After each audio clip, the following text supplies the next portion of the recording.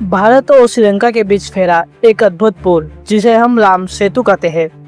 क्या वास्तव में भगवान श्री राम की वानर सेना द्वारा बनाया गया था या सिर्फ प्रकृति का अनोखा खेल है?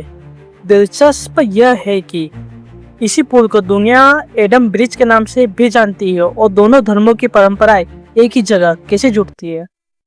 रामायण के अनुसार लगभग 5000 से 7000 वर्ष पूर्व भगवान राम ने माता सीता को रावण से मुक्त कराने के लिए लंका की ओर प्रस्थान किया, लेकिन बीच में समुद्र आड़े आ गया। समुद्र देवता से प्रार्थना करने के बाद भगवान राम की वानर सेना ने नर और नील की अगुवाई में समुद्र पर पत्थरों का एक अद्भुत पुल बनाया।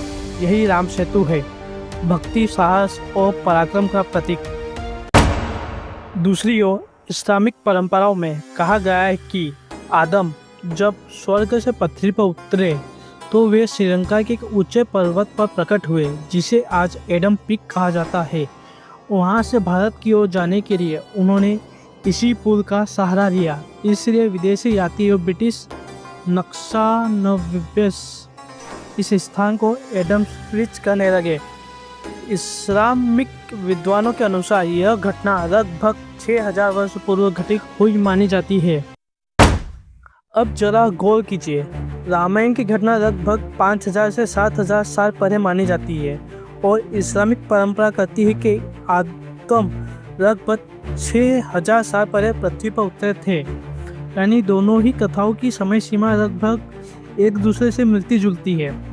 दो अलग अलग धर्म, लेकिन दोनों की कहानियाँ एक ही भूगोल और लगभग एक ही युग से जुड़ी हुई।